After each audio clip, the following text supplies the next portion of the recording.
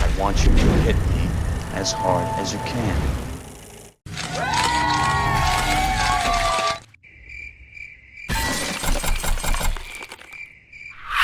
This talented man somehow managed to make his bumbling awkwardness actually charming. Maybe it's the accent, I don't know. Hugh Grant has had quite the career playing the lovable romantic lead. Quite a few of the films he is featured in are now regarded as classics, especially in that romantic comedy section of your local video rental store. But he can also play a vicious cannibal from the 23rd century. This actor has range. A scandalous act involving a lady of the night threatened to ruin that lovable image of his. How was he able to bounce back from that? Did he bounce back from that? Did it hurt his career? Did his career really recover? Did it help his career in a weird way? Or have people just forgotten about it? Or do the people just don't care? Or, once again, maybe it's his accent. So kick back and get comfortable, but not too comfortable, as we find out what the f*** happened to Hugh Grant. I'm king of the world! Me! Before we begin, I want to say thanks for watching. Please like, share, and subscribe. Also click that bell to get those notifications if you're into this kind of content. Now it's time to get back to the show. But to truly understand what the f*** happened to Hugh Grant, we must begin at the beginning, and the beginning began when he was born on his birthday, 1960, London, England. In 1982, Hugh Grant would get his first taste of the big screen with the Oxford-financed film Privileged. Young Hugh Grant would continue to struggle to find work as an actor. Then in the year 1987, we would see him finally land his first leading role in the film Maurice. Grant would share the Best Actor award from the Venice Film Festival with his co-star James Wilby. And Hugh claims that he never considered that playing a gay character would be controversial. But guess what? It was! Speaking of controversial, he would next work with Roman Polanski in the film Bitter Moon in 1992. In 1993, Hugh Grant would finally score a solid hit when he reteamed with his Maurice director James Ivory for the $64 million grossing Remains of the Day. And this film right here, Remains of the Day, would go on to be ranked by the British Film Institute as the 64th greatest British film of the 20th century. And do you know what film is ranked number 23 on that same list? It is the movie that would take Hugh Grant from being a bit player to the object of every woman's affection. 4 Weddings and a Funeral. Excuse me, I think I'd better be where other people are not. This script would land its way into Hugh Grant's lap right as he was on the verge of considering quitting acting altogether. But he absolutely loved the script. 4 Weddings and a Funeral would go on to be one of the best reviewed romantic comedies ever made, with critics calling it delightful and frequently hilarious without being sappily sentimental, and that Hugh Grant possesses an endearing awkwardness. Simply adorable. Hugh Grant's performance would win him Best Actor at both the British Academy Film Awards and the Golden Globe Awards. 4 Weddings and a Funeral, which only cost $4.4 million to make, went on to gross an astonishing $245.7 million. Right. After appearing in the film Sirens in 1994 and Restoration in 1995, he would have a supporting role in the Academy Award-winning Jane Austen adaptation of Sense and Sensibility. Following that, he would land his first major Hollywood film, 9 Months, in 1995. The town was abuzz waiting to see Grant's British charm be translated overseas. But sometimes it isn't your lovable charm that gets the ladies. No, sometimes it's hard cash. I want something else from you. Oh, no. I am fully aware of your reputation, and there's no way you're getting that. No. Getting what? You know. just 2 weeks before 9 Months' big theatrical debut, and while dating one of the most beautiful women in Hollywood, Elizabeth Hurley, Hugh Grant would be involved in one of the biggest celebrity scandals of all time at that time. On the evening of June 27, 1995, Grant would be arrested near Sunset Boulevard in Los Angeles for performing a sexual act, well, actually having a sexual act performed on him by a professional lady of the evening, her. Hugh Grant would plead no contest to the charges and was facing some hard prison time, but would only be fined $1,180. He was put on 2 years probation and ordered to take an AIDS education program. And Hugh Grant's mugshot became one of the most infamous celebrity mugshots ever. Just look at it. It's just like the most horrible, amazing thing ever. Most people expected him to back out of his already scheduled talk show appearances. But like a champ, he didn't cancel a single one. The most famous of his interviews being the very first, on The Tonight Show with Jay Leno, where Jay Leno would ask the famous question, "What the hell were you thinking?" More like, "What the f*** were you thinking? WTF, am I right?" Let me start with question number 1. What the hell were you thinking?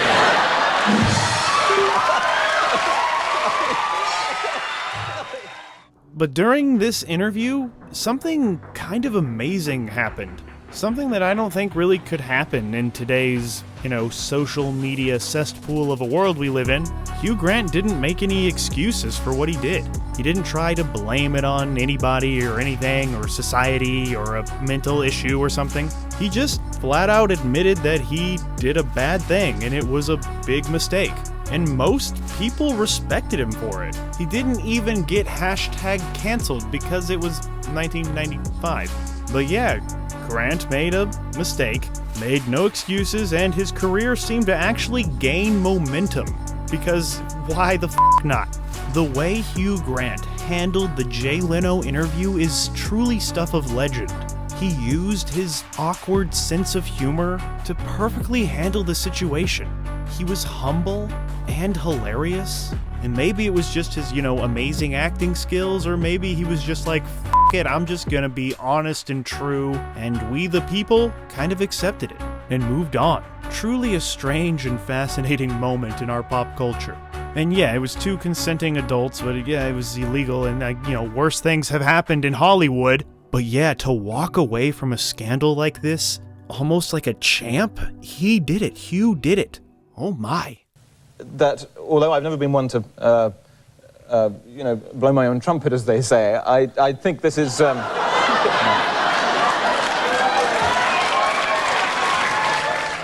And the movie that he was there to promote, 9 Months, it ended up being a solid hit, pulling in nearly $140 million worldwide. However, in the years since, Hugh Grant has said that he can't stand his performance in the film. He said that since he was being paid so much money for this role, he felt like he had to ramp up his acting and accommodate for that much money, millions of dollars. So he actually was trying too hard, and that resulted in Hugh Grant overacting, which he says is the worst performance of his career. But a lot of people like this movie and say it's really funny. But yeah, see, you've already forgotten about that hooker thing, right?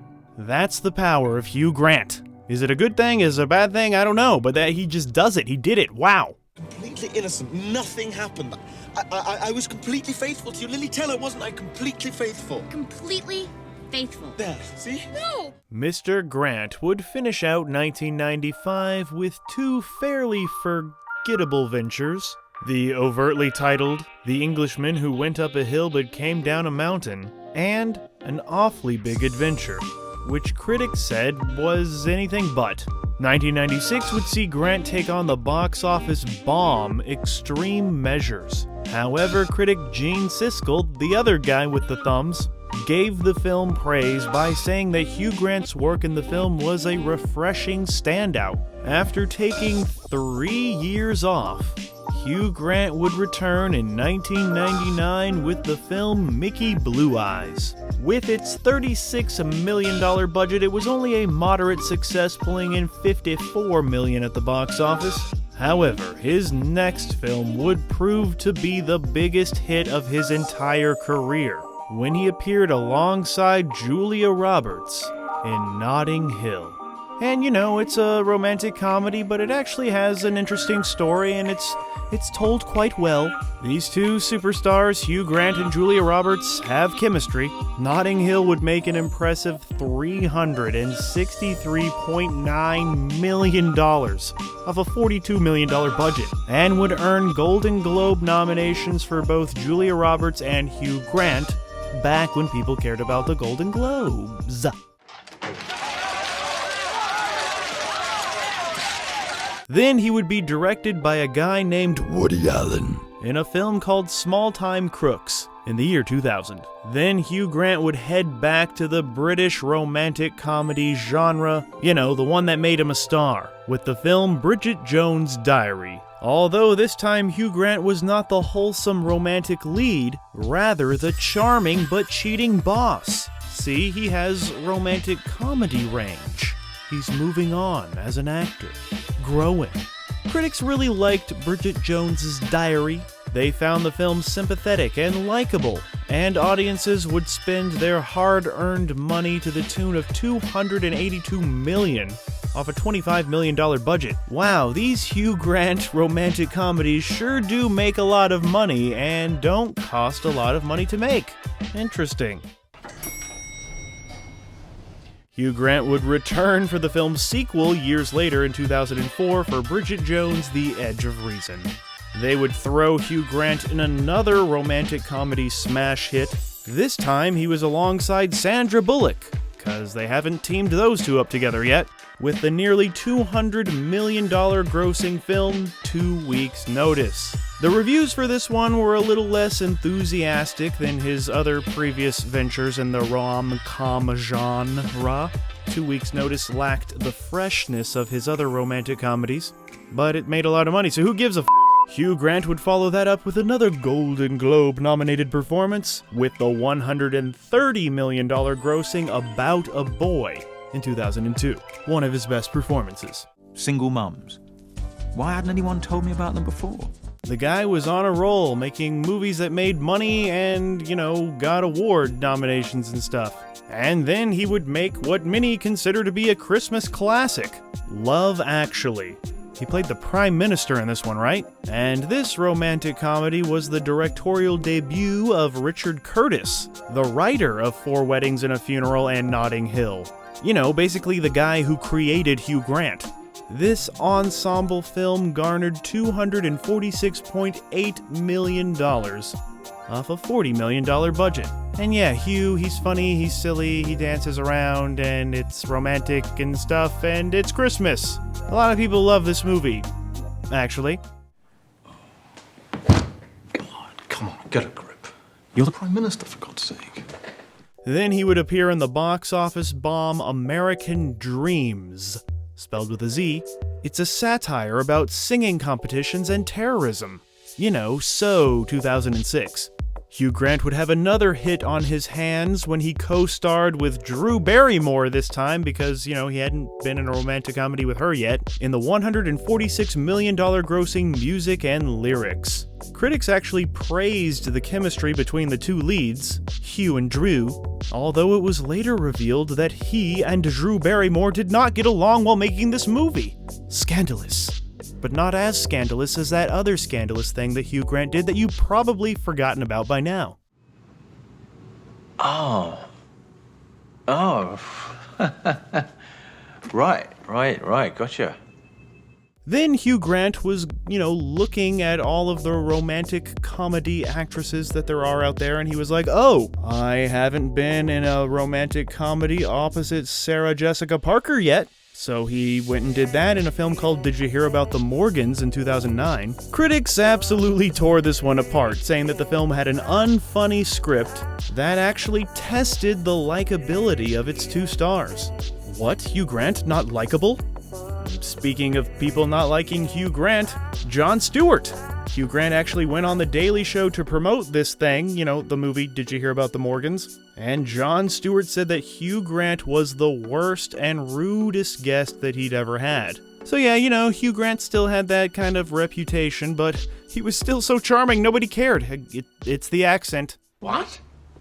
In the year 2012, Hugh Grant would branch out from his romantic comedy roots by voicing a pirate in the Academy Award-nominated film The Pirates, Band of Misfits. Then he would go on to work with the Wachowskis in their really, really expensive, really, really experimental film called Cloud Atlas. This is one of those movies that you either love it or hate it. And a lot of people hate it. And it lost a lot of money at the box office. However, Cloud Atlas introduced us to a new side of Hugh Grant. Hugh would play multiple characters in this film, with some branching way beyond what we thought was in his acting range. This film shows that Hugh Grant can transform into practically anything. This is one of those performances when you're watching it with people, you're like, that's Hugh Grant, and they're like, no, it's not. I'm like, no, I swear, it's Hugh Grant. Look it up, it's Hugh Grant. And like, no, I'm like, yes, it is. And that's the power of acting. But yeah, even I still have a hard time believing that that is Hugh Grant. Wow, WTF.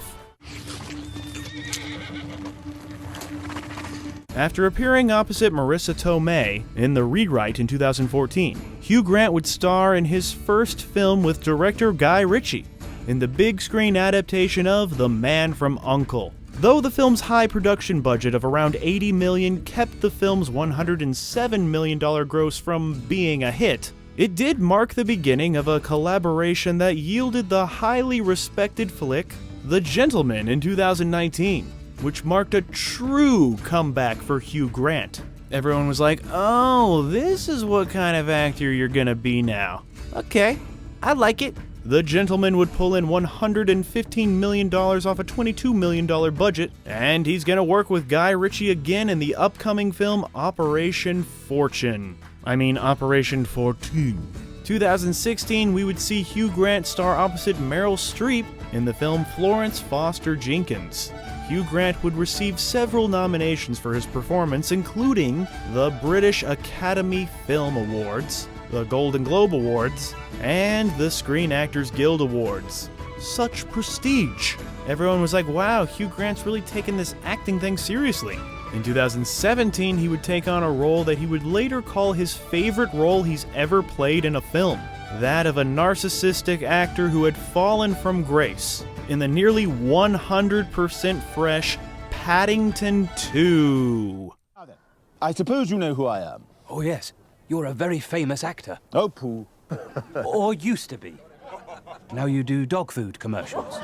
This film would go on to make $222 million off a $40 million budget. And I have to admit, I have not seen this thing, but everyone is saying it's like the greatest thing ever made. And I'm like, really?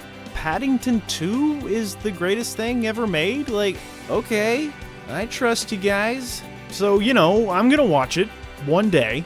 I have to see Paddington 1 first, though. I don't want to get lost. But yeah, Paddington 2, huge hit, so Hugh Grant was like back and better than ever, whether you knew it or not. In 2018, we would see Hugh Grant make the transition to television, which used to be a bad thing, now it's a good thing, starring in the highly acclaimed A Very British Scandal, where Hugh Grant would once again be nominated for several awards, including an Emmy, a Golden Globe, and a SAG. He would follow that up with a popular miniseries, The Undoing, in 2020, where he would play a cheating husband accused of murdering his girlfriend, where yet again his performance would be recognized with a slew of award nominations, including, again, the Emmy, the Golden Globe, and a SAG.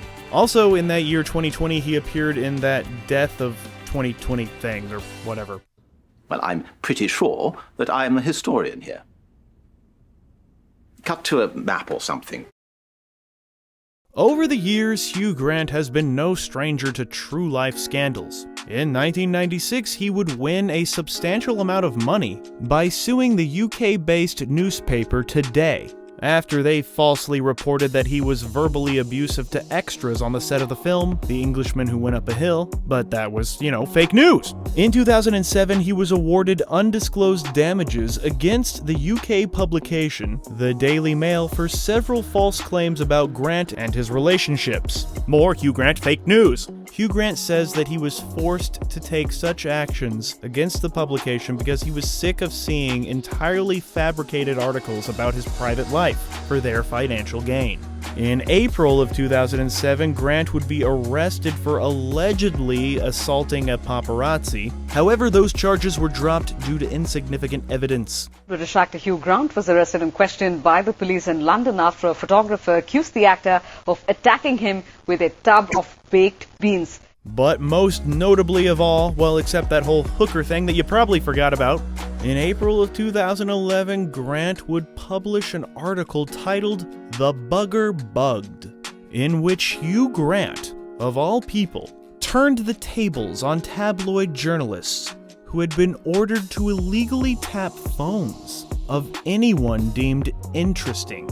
And this was done with full knowledge of the British government, saying that every British Prime Minister from Margaret Thatcher on had cultivated a very close relationship with Rupert Murdoch and allowed his media entities to act with near immunity for any illegal activities.